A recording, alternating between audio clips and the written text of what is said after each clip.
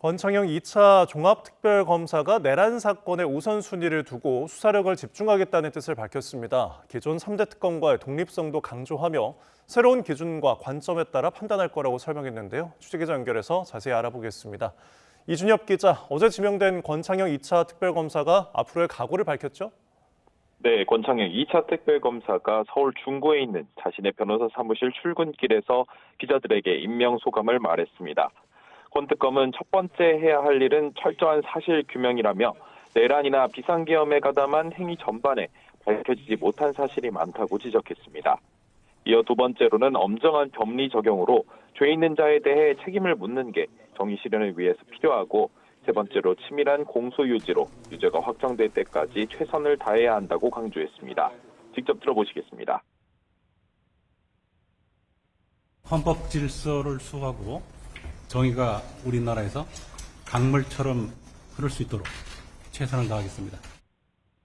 권 특검은 판사 출신이라 수사 경험이 없다는 우려에 대해서는 18년의 법관 생활 동안 형사 재판을 8년 맡아 경험이 충분하다면서 일축했습니다. 가장 중요하게 보는 사건은 국사범이기 때문에 가장 규모가 방대하고 또 범위가 넓은 내란 관련이라고 설명했는데요. 권 특검은 우선 사무실 확보와 특검부 인선 등에 초점을 맞출 전망입니다. 다만 검사도 수사 대상의 일부라 검찰청에 사무실을 둘 수 없고, 검찰청 폐지에 반발하는 검사는 받지 않겠다는 뜻을 내비치고 있습니다.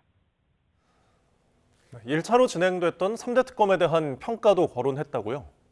네, 권 특검은 3대 특검이 노력해서 초기 성과를 거뒀지만 여전히 국민 기대에 미치지 못하고 있고, 처리하지 못한 사건에 대해서 국민 기대가 커서 2차 특검이 출범한 거라고 말했습니다.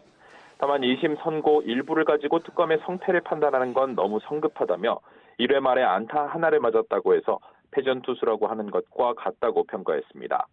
그러면서 어느 정도 준비가 되면 3대 특검도 예방하고 협조를 구할 거라고 덧붙였습니다.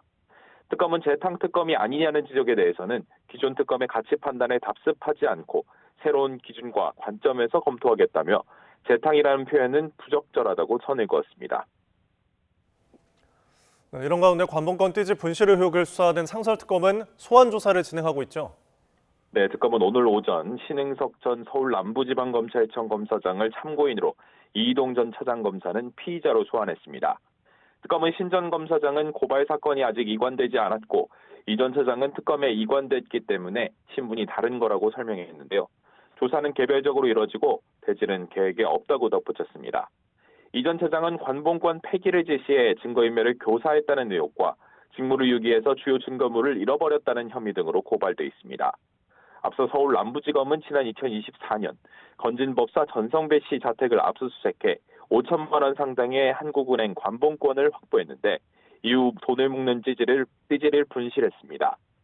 감찰에 착수한 대검찰청은 지난해 10월 동료 증거를 은폐하라는 윗선의 지시는 없었다고 판단했습니다. 출범 이후 당시 수사관들과 담당 검사를 조사하고 검찰 내부 메신저 기록 등을 다시 살핀 특검은 어떤 결론을 내리게 될지 주목됩니다. 지금까지 사회부에서 전해드렸습니다.